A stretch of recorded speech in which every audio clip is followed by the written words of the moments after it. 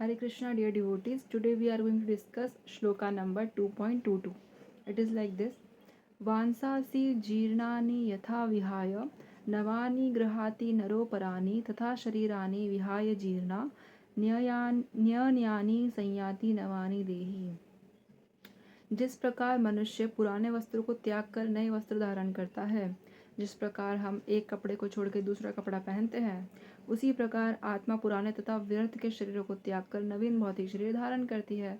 उसी तरह आत्मा क्या करती है, जो पुराने खराब शरीर हो जाते हैं उनको छोड़ के अच्छे अच्छे नए नए शरीर क्या करती है, धारण करती है, पहनती है।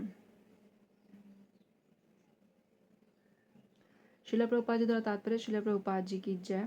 अनु आत्मा द्वारा शरीर का परिवर्तन एक स्वीकृत तथ्य है, यानी कि जो हमारी अनु आत्मा है, हमारे हृदय में जो छोटी सी आत्मा है, उसके द्वारा शरीर का परिवर्तन, जो हमारी बॉडीली चेंजेस होते हैं, ये एक स्वीकृत तथ्य है, मतलब ये एक्सेप्टेड तथ्य है, फैक्ट है। आधुनिक विज्ञानी जन तक जो आत्मा के अस्तित्व पर विश्वास नहीं करते, जो आधुनिक विज्ञानी जन है, जो आत्मा के एग्जिस्टेंस पे क्या है, भरोसा नहीं करते, पर साथ ही हृदय से शक्ति साधन की व्याख्या भी नहीं कर पाते। लेकिन वो ये भी नहीं बता पाते कि हृदय से शक्ति साधन कैसे हो रही है, उसकी व्याख्या भी नहीं कर पाते। उन परिवर्तनों को स्वीकार करने को बाध्य हैं जो बाल्यकाल से कौमारावस्था और फिर तरुणावस्था तथा वृद्धावस्था में होते रहते हैं।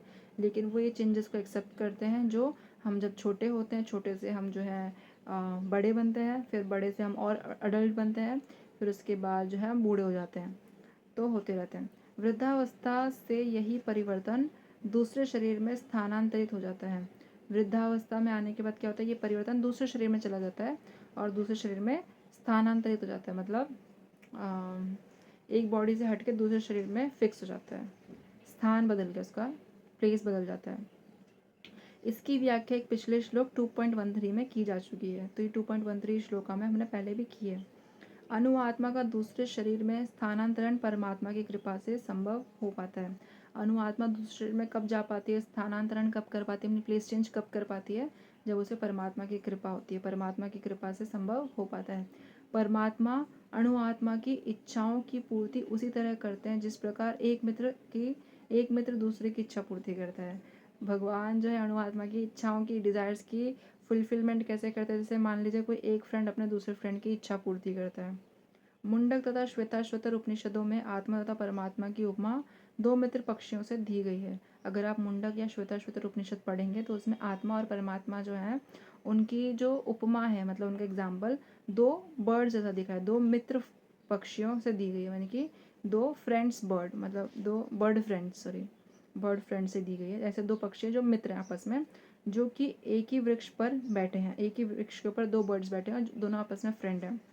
इनमें से एक पक्षी अणु आत्मा वृक्ष के फल को खा रहा है, एक जो अणु आत्मा यानी कि हम लोग हैं, हम वृक्ष के क्या करें, फल को खा रहे हैं, फ्रूट को खा रहे हैं।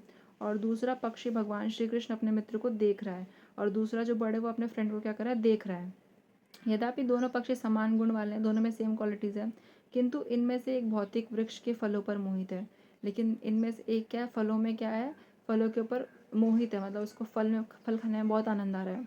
किंतु दूसरा अपने मित्र के कार्यकलापों का साक्षी मात्र है। लेकिन दूसरा बर्ड सिर्फ अपने फ्रेंड के इन सब चीज़ों को क्या है, सिर्फ देख रहा है, वो इन सब का क्या है, एक आई विटनेस है, साक्षी मात्र है। कृष्ण साक्षी पक्षी है, कृष्ण भगवान क्या है, एक विटनेस पक्षी है, विटनेस बर्ड है। और अर्जुन जी क्या है, फल भोक्ता पक्षी, जो फल खाने वाला पक्षी है। यद्यपि दोनों मित्र सखा है, दोनों क्या है, फ्रेंड्स हैं, किंतु फिर भी एक स्वामी है और दूसरा सेवक है। लेकिन फिर भी इनमें से एक क्या है, स्वामी है, यानी कि, और दूसरा क्या है, सेवक है, उनको सर्व करने वाला। अनु आत्मा द्वारा इन संबंध की विस्मृति ही उसके एक वृक्ष से दूसरे पर जाने या एक शरीर से दूसरे में जाने का कारण है। तो अणु आत्मा द्वारा इस संबंध की विस्मृति, क्योंकि वो भूल जाते हैं कि हमारा भगवान से क्या संबंध है, इसीलिए हम एक पर्टिकुलर ट्री से क्या करें, दूसरे ट्री पे जा रहे हैं, क्योंकि हमको तो फ्रूट खाना है। इसी जैसे आत्मा क्या करती है, एक शरीर को छोड़कर दूसरे शरीर में जाने का प्रयास करती है, दूसरे शरीर में जाने का कारण है। जीव आत्मा प्राकृत शरीर रूपी वृक्ष पर अत्यंत संघर्षशील है। जीव आत्मा जो है प्राकृत शरीर रूपी वृक्ष पर अत्यधिक संघर्षशील है, मतलब जीव आत्मा को प्राकृत शरीर में रहने में क्या है, बहुत संघर्ष करना पड़ता है। किंतु जो ही वह दूसरे पक्षी को परम गुरु के रूप में स्वीकार करता है। जिस प्रकार अर्जुन जी ने भगवान श्री कृष्ण का उपदेश ग्रहण करने के लिए स्वेच्छा में उनकी शरण में जाते हैं, तो ही परतंत्र परीक्षित तुरंत सारे शोकों से विमुक्त हो जाता है। तो जैसे ही जो दूसरा बर्ड है वो अपने परम गुरु के रूप, किंतु जो ही वह दूसरे पक्षी को परम गुरु के रूप में स्वीकार करता है, यानी कि जो खाने वाला, जो अभी तक फल खा रहा था वो बर्ड, जो दूसरा बर्ड है जो उसको देख रहा था, उसके सामने जो है उसको परम गुरु के रूप में क्या करता है, एक्सेप्ट करता है। जैसे कि अर्जुन जी ने क्या किया, भगवान श्री कृष्ण के उपदेश को ग्रहण करने के लिए अपनी स्वेच्छा प्रकट की, मतलब अपनी इच्छा प्रकट की और उनकी शरण में भी गए। वैसे ही क्या हुआ, त्यों ही परतंत्र पक्षी तुरंत सारे शोकों से विमुक्त हो जाता है। तो वैसे ही भगवान श्री कृष्ण ने उनको सारे दुखों से क्या कर दिया, मुक्त कर दिया। मुंडक उपनिषद 3.1.2 तथा श्वेताश्वतर उपनिषद 4.7 समान रूप से इसकी पुष्टि करते हैं। तो मुंडक उपनिषद और श्वेताश्वतर उपनिषद में क्या है, इसकी वैलिडेशन है। समाने वृक्षे पुरुषो निमग्नो निशया सोचति मीयमान जिष्टम यदा पश्यन्त नियमिषम मस्य महिमान मिति वीत शोकम। यद्यपि दोनों पक्षी एक ही वृक्ष पर बैठे हैं, किंतु फल खाने वाला पक्षी वृक्ष के फल के भोक्ता रूप में चिंता तथा विषाद में निमग्न है। दोनों बर्ड्स एक ही ट्री में बैठे हुए, लेकिन जो फल को खा रहा है वो क्या है, फल के भोक्ता रूप में चिंता तथा विषाद में निमग्न है। मतलब उसको फल मिल रहा है तो वो खुश है, फल नहीं मिलेगा तो दुखी हो जाएगा। तो वो चिंता तथा विषाद में क्या है, मग्न है।